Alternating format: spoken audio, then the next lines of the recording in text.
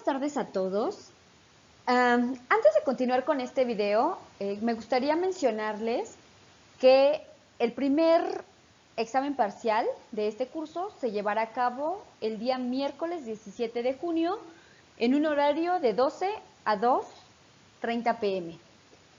Cabe mencionar que durante este tiempo nosotros estaremos al pendientes de nuestro correo para aclarar cualquier duda que ustedes puedan tener con respecto al examen.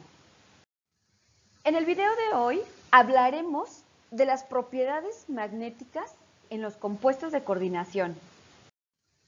Esta diapositiva que les muestro aquí ya la revisamos en otra de las presentaciones, pero bueno, dado que hablaremos de las propiedades magnéticas en los compuestos de coordinación, vale la pena volverla a recordar. Entonces, nosotros ya habíamos mencionado que los compuestos diamagnéticos son aquellos que no tienen electrones desapareados, ¿ok? Es decir, todos sus electrones se encuentran apareados y que se caracterizan ya que estas sustancias son repelidas por un campo magnético.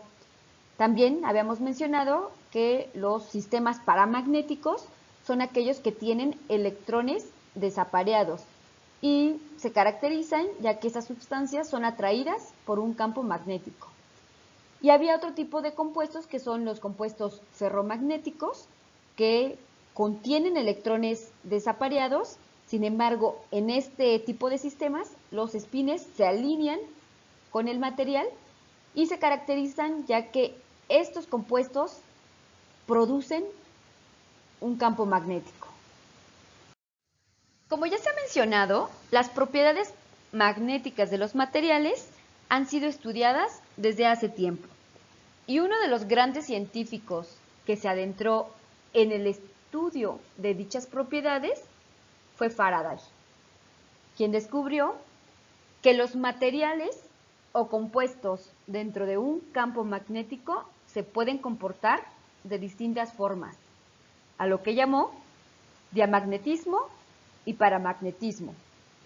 Un dato importante es que a partir de sus observaciones, él descubrió que el oxígeno es paramagnético, a diferencia de muchos otros gases que él incluyó en sus estudios.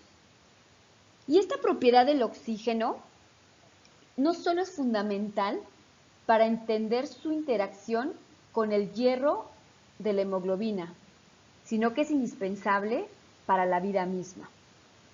¿Alguna vez se han puesto a pensar por qué necesitamos oxígeno y no algún otro gas, por ejemplo, el nitrógeno?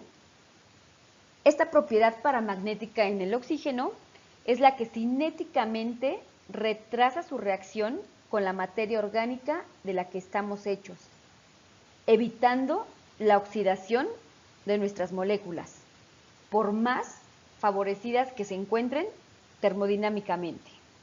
Pero hoy no vamos a abundar en esto, solo es un dato que quería mencionarles para que entiendan un poco por qué el oxígeno no oxida a nuestro sistema orgánico y podemos vivir con este gas en nuestro cuerpo. Y como sabemos, pues es indispensable para que sigamos respirando. Pero en la actualidad, ¿cómo se miden las propiedades magnéticas en los compuestos? Para contestar esta pregunta, tenemos que medir, calcular y proponer a través de una teoría. Entonces, se mide la susceptibilidad magnética de un material de forma macro, es decir, yo puedo tener mi compuesto al cual le voy a medir la susceptibilidad magnética a través de un experimento. Una vez que ya he medido, voy a obtener ciertos datos. Por lo tanto, se tendrá que calcular el momento magnético de una molécula. Es decir, pasamos de la sustancia macro a calcular algo micro a través de la física clásica. Y posteriormente, a través de una teoría, vamos a proponer un número de electrones desapareados en la molécula a través de la cuántica. Experimentalmente, la susceptibilidad magnética se mide en una balanza magnética a través de la variación del peso de una muestra con y sin campo magnético. La balanza de Guy se caracteriza por tener magnetos y una balanza convencional. Aquí les muestro una balanza magnética moderna que contiene un electroimán y utiliza tubos especiales, que es donde se coloca la muestra que se va a analizar. En este tipo de balanzas se coloca la muestra en esta posición. Y como referencia, les quiero mencionar que los tubos son muy similares a aquellos que ustedes utilizan para los puntos de fusión. El material es distinto, pero la forma es bastante parecida. Entonces, en la actualidad, ustedes pueden calcular la susceptibilidad magnética de cualquier compuesto a través de este tipo de balanzas. El procedimiento que se realiza para medir la susceptibilidad magnética es el siguiente. Se muele finamente la muestra, asegurándose que no esté húmeda. Se pesa un tubo apropiado para la balanza de susceptibilidad magnética y vean que esta M0 se refiere al peso del tubo sin muestra y se registra su lectura en la balanza a través de R0, que es la lectura del tubo sin muestra. Después se coloca la muestra en el tubo y se empaca para evitar la presencia de oxígeno que contribuye al efecto paramagnético, ya que, como mencioné, el oxígeno es paramagnético, hasta llegar a una altura de 2.5 o 1.5 centímetros. Se registra nuevamente la masa del tubo con la muestra y se mide la altura a través de un vernier. La altura se denota con la letra H. Vean que este tipo de pasos ustedes los hacen de manera cotidiana en cualquier laboratorio. Entonces, medir la susceptibilidad magnética experimentalmente no es complicada. Con estos datos que ustedes obtienen a través de este procedimiento, se puede calcular la susceptibilidad magnética aplicando la siguiente ecuación, en donde la susceptibilidad G es igual a C por H por la lectura de la balanza con y sin muestra del tubo. C es la constante de calibración del aparato, es decir, este dato lo obtienen a través de la balanza magnética que estén utilizando, y el peso del tubo con muestra y sin muestra. Observen que pareciera que es una fórmula bastante complicada, sin embargo, todos estos datos los obtienen a través de este experimento. Entonces, a partir de los valores obtenidos experimentalmente, como ya mencionamos, se obtiene XG. Y esta, cuando se multiplica por el peso molecular del compuesto que estamos analizando, nos da el valor XM. Este valor debe considerar las contribuciones diamagnéticas y paramagnéticas del compuesto. Estas contribuciones diamagnéticas, tanto de un anión, de un catión o de un grupo, se encuentran en diferentes tablas como estas. Y entonces tenemos que XM es igual a X del paramagnetismo más X de las contribuciones diamagnéticas. Noten que los valores de X de la parte o de las contribuciones paramagnéticas son mayores a 0, mientras que X, que contiene las contribuciones diamagnéticas, es menor a 0. Por eso en las tablas de correcciones o contribuciones diamagnéticas, los valores siempre van a ser negativos. Y como ya mencioné, pueden ser las contribuciones catiónicas de átomos o de grupos. Entonces, hay que tener en cuenta que X del paramagnetismo es igual a la X corregida, que es igual a XM menos las correcciones diamagnéticas. Esas ecuaciones simplemente se las estoy mencionando para que, si les piden que ustedes calculen o les preguntan cómo podrían saber si un compuesto es diamagnético o paramagnético experimentalmente, es que ustedes tengan nociones de cómo se hace.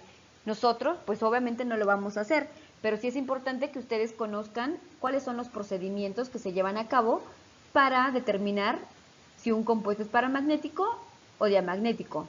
Hasta ahora, en teoría, nosotros podemos predecir si un sistema es diamagnético o paramagnético a través de las diferentes teorías de enlace. Pero ¿cómo se llega al número de electrones desapareados una vez que se ha medido experimentalmente la susceptibilidad magnética? Pues bien, para esto hay que calcular el momento magnético efectivo a través de esta ecuación. Y esta nos dice que el momento efectivo es igual a 2.84 por X corregida por la temperatura a la potencia 1/2 o la raíz cuadrada de esto. Entonces nosotros ya vimos cómo calcular X corregida o susceptibilidad corregida con las ecuaciones anteriores. Y vean que el momento magnético depende de la temperatura a la cual se esté trabajando.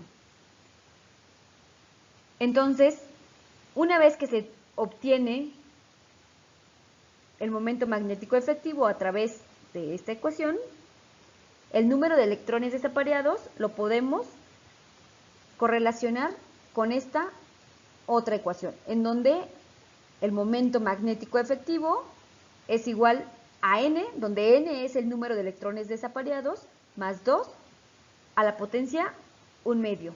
Ustedes van a encontrar esta misma ecuación de esta forma, en donde mu es igual a n mayúscula por n mayúscula más 2 igual a la potencia 1/2. Y observen que el número de electrones desapareados se puede calcular a través del momento magnético efectivo que viene dado en magnetones de Bohr. Esta aproximación que estoy mencionando hasta ahora es válida para los elementos de la primera serie de transición. Entonces, hasta el momento hemos visto de forma muy general cómo se podría calcular experimentalmente la susceptibilidad magnética de un compuesto y las diferentes ecuaciones que se tienen que emplear para llevar a cabo la correlación de los datos experimentales y determinar el número de electrones desapareados. Ustedes, de forma cotidiana, van a encontrar este tipo de tablas en los diferentes libros que estén consultando, en el cual les dan los valores de la susceptibilidad magnética con unidades de magnetones de Bohr y los datos experimentales calculados para compuestos específicos. Y también el número n, que como ya mencioné, se refiere al número de electrones desapareados. Entonces, si a ustedes les dicen que un compuesto tiene una susceptibilidad magnética de 4.9 magnetones de Bohr y les piden que calculen el número de electrones desapareados, pues ustedes fácilmente lo podrían hacer a través de estas tablas. Es decir, que si yo tengo un compuesto con este valor que mencioné de 4.9 magnetones de Bohr, quiere decir que tendrá 4 electrones desapareados. Apliquemos las ecuaciones que hemos revisado en un ejemplo. Entonces, podemos asumir que estamos en el laboratorio y que llevamos a cabo un experimento de cloruro de hierro en presencia de un exceso de fenantrolina, la cual genera un producto que al Medir su XG nos da un valor de 1.4 por 10 a la menos 5. Y este experimento se hace a 300 Kelvin. Esta reacción nos puede generar dos diferentes compuestos, uno que puede ser de hierro 2 más o uno de hierro 3 más. Entonces, nos pide que se calcule la susceptibilidad magnética y que con base en los resultados obtenidos se elija la fórmula correcta para el producto que estamos obteniendo a través de esta reacción. Lo primero que tenemos que hacer es colocar los dos diferentes productos que se pueden generar, que son hierro 3 más o hierro 2 más. Después, los datos que vamos a necesitar son los siguientes: la masa molar de cada compuesto y la fórmula mínima. Nosotros ya sabemos cómo están relacionadas las diferentes magnitudes que se obtienen tanto experimentalmente y cómo se puede llevar a cabo su correlación a través de estas ecuaciones. Entonces, sabemos que XM lo podemos obtener al multiplicar la masa molar y el valor de XG, que es un dato que nos están dando. Entonces, hagámoslo para el compuesto en el cual tenemos al hierro en un estado de oxidación 3 más. XM es igual a la masa molar, que en este caso es 702, por XG. Nos da un valor de 9.8 por 10 a la menos 3.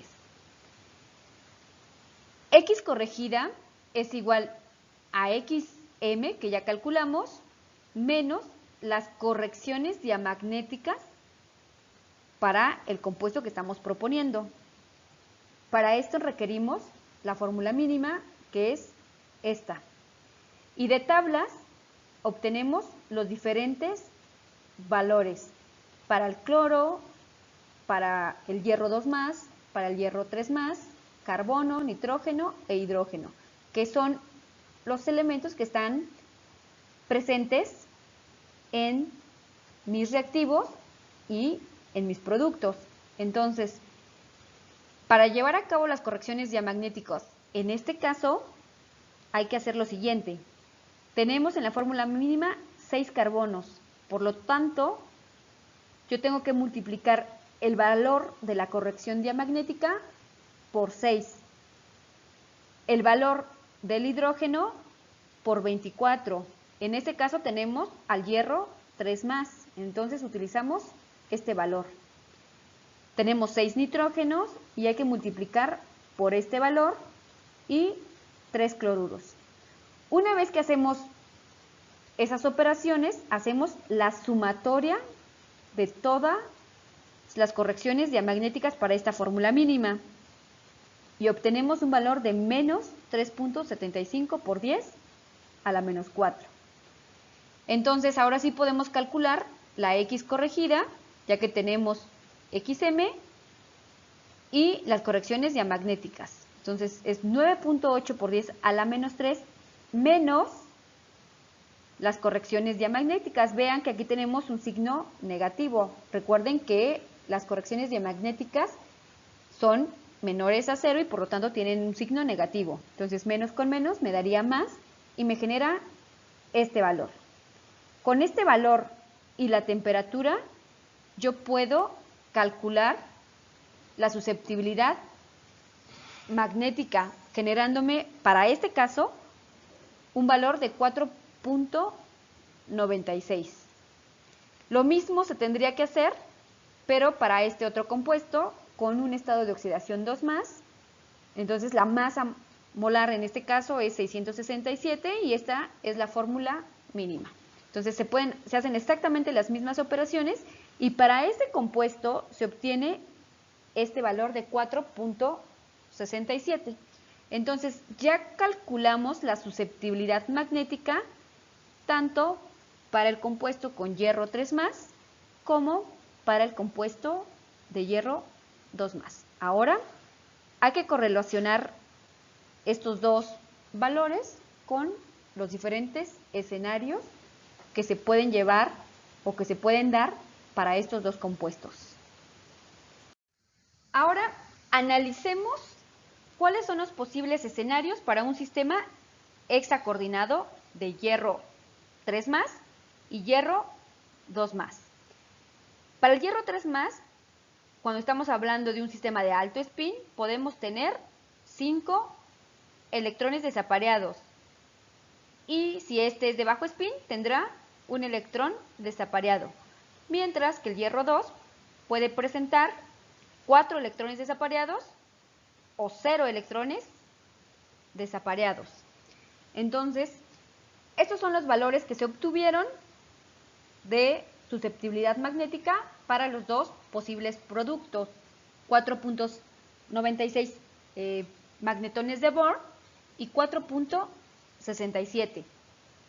Para este caso podemos tener 5 electrones desapareados o 1, y para el hierro 2, 4 electrones desapareados o 0.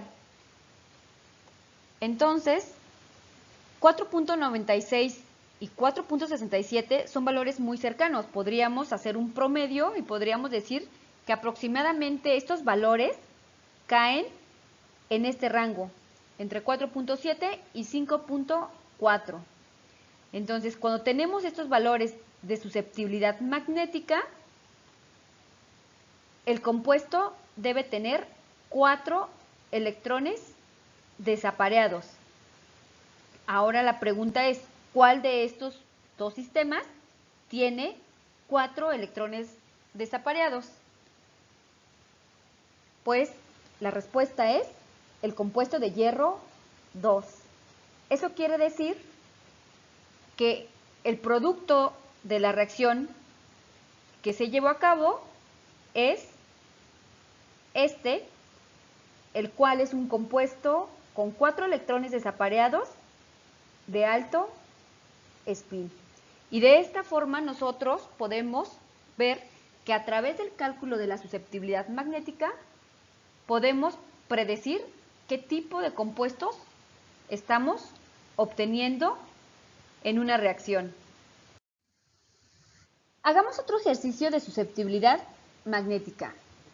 En este ejemplo nos dice que cuál es la configuración electrónica de un compuesto octaédrico de cobalto 2+ que presenta un momento magnético de 4 magnetones de Bohr. Lo primero que tenemos que hacer para contestar este tipo de ejercicios es colocar al ion cobalto 2+ en sus diferentes configuraciones de un sistema octaédrico, es decir, cuando es de alto spin o cuando es de bajo spin. El cobalto 2+ tiene 7 electrones en sus orbitales d. Cuando tenemos un sistema de alto spin, el cobalto tiene 3 electrones desapareados y cuando es de bajo spin tiene un solo electrón desapareado. Otra cosa que es bien importante mencionar es que cuando nosotros estamos diciendo que es un compuesto octaédrico, podemos poner la configuración electrónica utilizando esta nomenclatura T2G5, ya que en un octaedro los orbitales de menor energía son T2G y los de mayor energía se etiquetan como eje. Entonces, en el caso de alto spin, hay 5 electrones en los orbitales T2G y 2 electrones en los orbitales eje. Cuando tenemos un sistema de bajo spin, nos queda esta configuración T2G6 y eje 1. Entonces, vamos a las tablas y vemos en dónde cae el momento magnético. Y aquí nos dice que es de 4. Este valor cae justo en este rango, entre 3.8 y 4.5, que son valores obtenidos experimentalmente.